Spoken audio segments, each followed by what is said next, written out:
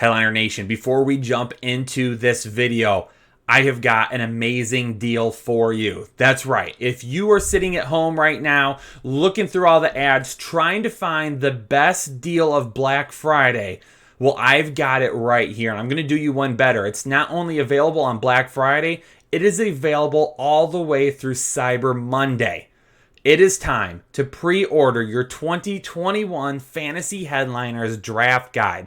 That's right, you can get your pre-order at 40% off this weekend only. If you head to thefantasyheadliners.com and use code word Black Friday at checkout, you are going to get your pre-order of the 2021 Fantasy Headliners Fantasy Football Draft Guide at 40% off. Ladies and gentlemen, this draft guide is already the best deal in the fantasy sports industry, and you are now going to get yours at an even better price, 40% off at thefantasyheadliners.com. Use the code word Black Friday at checkout and get ready to dominate your league in 2021.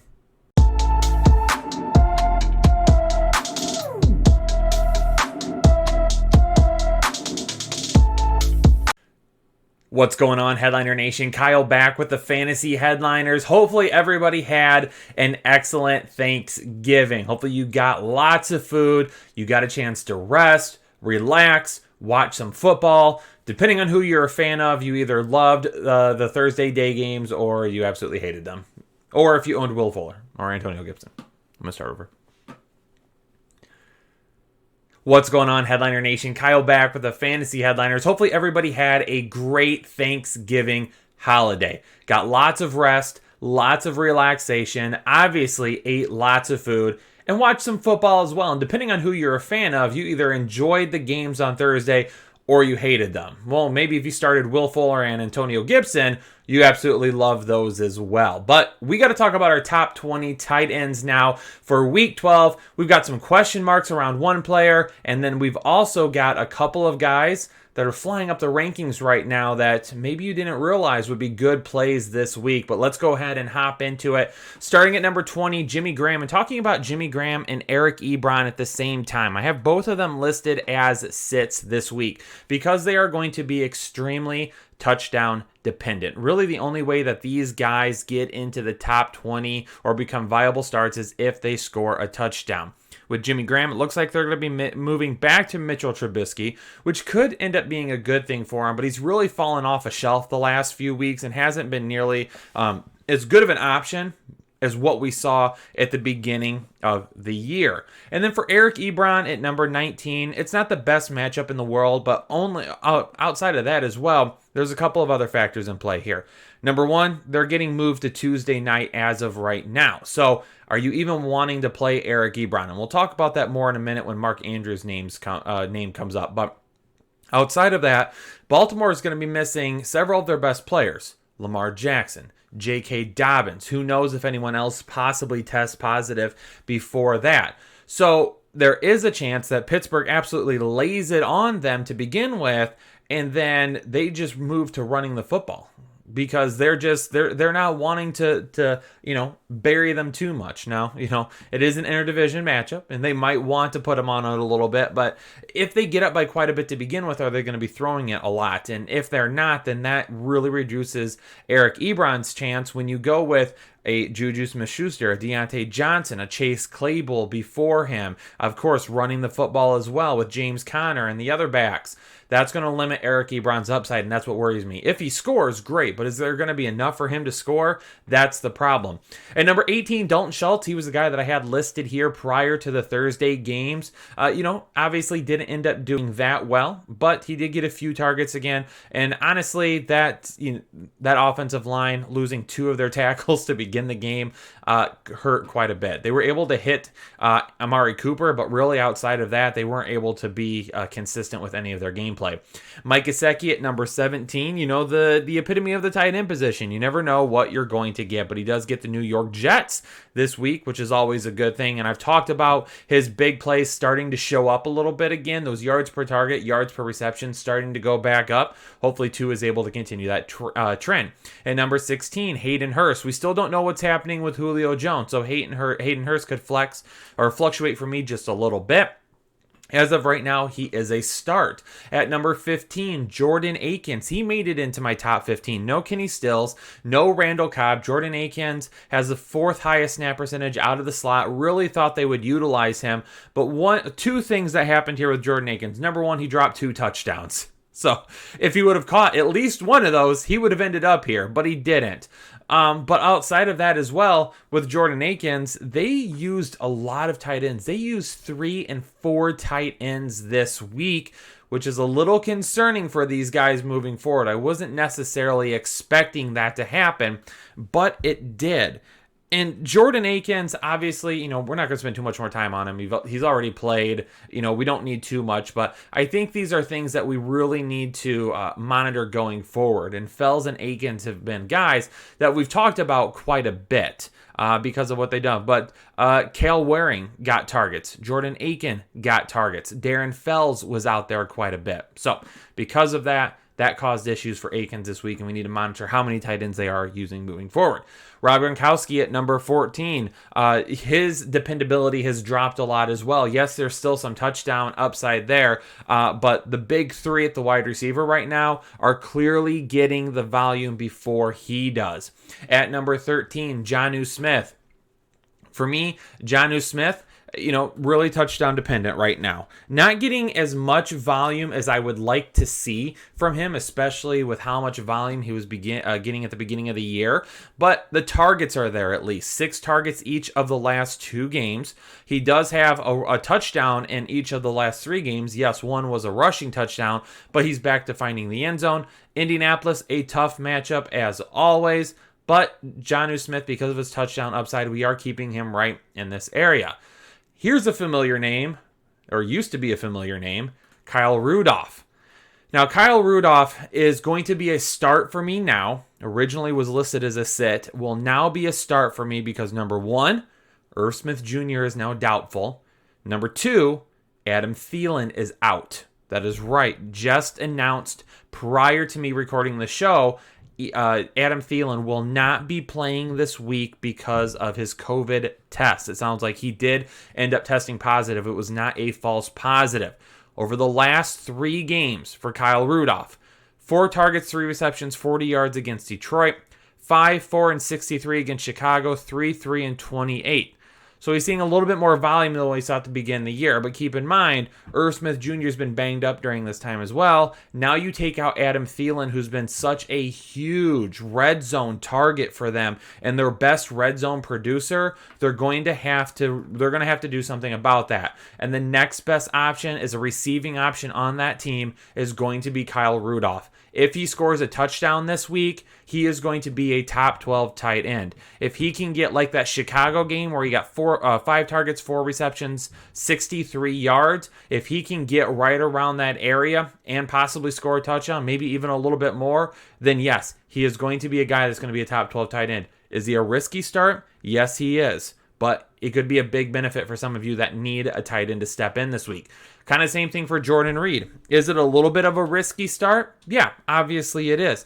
He's a little bit higher than Rudolph for me because I feel like he is less risky. Okay, 2 weeks ago against New Orleans before the bye, 6 targets, 5 receptions, 62 yards. So kind of that same stat line that we saw from Kyle Rudolph a couple of weeks ago with no Irv Smith Jr. I think that we're back to that. I think both of these guys are going to be in that area again. And the touchdown upside is very, very good. That's why we're going with these guys a little bit higher than everybody else because of the added volume that they could potentially see. So a guy like Jonnu Smith, a guy like Rob Gronkowski, when you're fighting for targets over guys around you, Kyle Rudolph, Jordan Reed are not going to have to do that. Let's jump into the top 10 now. Logan Thomas at number 10. Good week for Logan Thomas. Saw him used all over the field. It was kind of funny, seeing him throw some passes, getting some direct snaps, obviously scoring a touchdown there. So Logan Thomas had him in the top 10 this week. That ended up being well for those of you that needed to play him. At number 9, Noah Fant. Want to see some more upside from Noah Fant. He's a little risky. So is Evan Ingram. Evan Ingram and Noah Fant kind of fall into the same category for me right now. They're risky, but they're getting looks. Okay, Evan Ingram talked about it on the Start and Sit show. Yeah, week 10 wasn't that great for him going into the bye, but week 7 through 9, 29 combined targets over those 3 games. Hopefully you're getting Evan Ingram back. Hopefully they're getting Evan Ingram back into the mix this week and really getting him more involved in the game plan. And that's what happens when you come out of the bye. That's what good teams do coming out of the bye. And then, of course, at Cincinnati, they give up quite a few points to opposing tight ends. Could be a good week for Evan Ingram. Kind of back to Noah Fant for just a second. Yeah, he still continues to be a guy that is risky for me, for Noah Fant. He just really hasn't produced this year the way a lot of people would have expected and what they were hoping for. Obviously, yeah, he dealt with an injury. We're over that now. But, I mean, a couple of weeks ago against Las Vegas, 7 targets but only turned him into 18 yards. 5 targets, 55 yards. 3 targets, 45 yards. 9 targets, 47 yards, dating back to week 8. But he hasn't scored a touchdown since week 2. Right now, those touchdowns are kind of getting shelled out to the running backs if they're happening. And, of course, Jerry Jeudy and Tim Patrick. He's just not a guy that's being viewed as a red zone threat, and that's why he's lower in the rankings right now. We got to get him back to what he was doing at the beginning of the year when he was seeing more looks there. At number 7, Austin Hooper, very close. Again, 2 inches last week from being a great play, just because Baker Mayfield barely overthrew him in the end zone. Ended up seeing 5 targets, only caught 3 of them for 33 yards, but it was an absolute disaster of a game with that rain. The rain was awful last week. It caused a lot of issues on both sides of the ball. Obviously, you could see it with the defense, with Cleveland's defense all over Philadelphia. Yeah, Philadelphia hasn't been great, but I still don't believe that they are that bad. This week, they get Jacksonville. Jacksonville gives up quite a few fantasy points to opposing tight ends, so I think we're going to see them go back to Austin Hooper a little bit this week. Great touchdown upside for me against this Jacksonville team, giving up just over 14 fantasy points per game to opposing tight ends. At number 6, Dallas Goedert. He showed up again last week in a huge way, and it was good to see because a lot of you have been waiting on him. Now, we do have Zach Ertz very close to returning, okay? I don't know if I am going to play Zach Ertz this week. It does look like he's going to return. That does affect Dallas Goedert somewhat. But with that being said, this is a Seattle team that has trouble stopping the pass. And Zach Ertz, we can probably slowly work him back onto the field a little bit this week. I don't think the Eagles are a lot healthier now than what they were at the beginning of the season. You know, if you were still missing Rager, if you were still missing Jeffrey, if you had other injuries, if Dallas Goedert ended up being hurt again, whatever it may be, yeah, maybe you got to rush Ertz back out there. But I don't think you need to this week. So I think his snaps are going to be limited, and I think they are going to take it easy with him.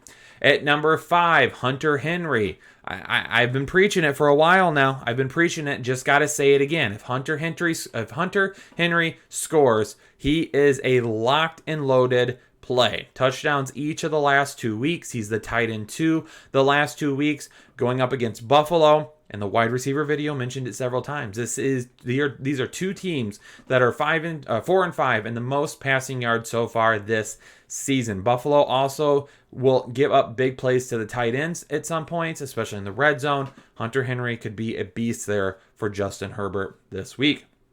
Number 4, Mark Andrews. So I mentioned it back with Eric Ebron that we might have some outside factors that would lead us to not play guys this week. And this is one of the guys that are going to be the biggest issue. If you decide not to play Eric Ebron this week, you're fine, right? If you have to start someone else other than Eric Ebron, it's not that big of a deal. Mark Andrews is a little bit of a different situation though, because Mark Andrews to me is a guy with much higher upside and much more fantasy viable relevance than what Eric Ebron is. We're back to seeing that large volume for Mark Andrews in Week 10 and Week 11. 9 and 7 targets each of the last 2 weeks. 7 and 5 receptions, 61 and 96 receiving yards, and a touchdown in that time as well. But this game has been moved back to Tuesday, and this is not the first time this season has happened where we've had a game pushed back to Tuesday. So now you got to ask yourself, are you willing to risk it? Because what if Tuesday morning comes up, one of these players pops positive for COVID, and now all of a sudden, you don't have a tight end? That's a problem. So for Eric Ebron, definitely not playing Eric Ebron, not even considering it. Pick up Kyle Rudolph. He's going to be available in almost every single league out there. Pick up Rudolph and play him over Eric Ebron. Pick up Jordan Reed and play him over Eric Ebron. If you own another tight end, play him over Eric Ebron. Mark Andrews is a little bit more of a difficult choice. Okay? We're going to be missing, obviously, Lamar Jackson. We're going to be missing J.K. Dobbins. For me, with Mark Andrews, I pass on him this week. I mean, he could come out and have a huge game against Pittsburgh. 100%. You could also not have any points there at all, which is basically what a majority of the tight end plays are anyway this week. I'm skipping on Mark Andrews this week. I think they end up playing. I do believe they play. I don't think they want to cancel this game for any way, shape, or form, but you can't delay it any longer than what you delay it on Tuesday. So, me personally, I'm skipping him just in case that were to happen, and I'm going with somebody else. If you do not have another option, if you're out of luck, crap out of luck, I don't want to say it. If you're out of luck and you don't have any other options, then you roll with Mark Andrews and you pray this game gets in. Again, I think they do play. But it's really risky for me. And number 3, TJ Hawkinson. TJ Hawkinson, not a bad game this week. Would have loved to see a score, but 8 targets, 5 receptions, 89 yards. His highest yards of the season. That's right. 89 yards of the most receiving yards he's had all year long. And considering how much the Lions were down by, makes sense. And considering there was no Kenny Golladay, it makes sense. So, depending on what kind of a format that you play in, he probably got you right around 10 to 12 fantasy points. If you play in a PPR league, you're going to be a little bit higher than that. If you play in a league with decimal points, maybe even a little bit higher. Scoring that touchdown would have really cemented a huge week for him this week. Didn't quite happen, but that's all right. Still a good week for him. And then, of course, you got number 1 and number 2, Travis Kelce and Darren Waller. Did I just... Dallin? Who's Dallin Waller? Dallin Waller. Anyway, so here, I've got these 2 guys at 1 and 2. Why? Because if you own them, you play them. You absolutely love them. And before anyone asks, Taysom Hill is probably not tight end eligible in any other fantasy leagues now. I think all the fantasy leagues have taken care of that and removed his tight end eligibility. There you have it, Headliner Nation. All of my rankings for Week 12 of the fantasy football season, my top 20 tight ends. Do me a favor down below, hit that like button, as always, if you appreciate that content. And then again, if you have any questions about any tight ends, leave them in the comments below. And then, of course, if you're new here to the Fantasy Headliners and you haven't subscribed yet, do that today. Hit that subscribe button and stick around for the rest of the season. Headliner Nation, appreciate you all. Stay safe, stay healthy. I'll catch you on the next episode of the Fantasy Headliners.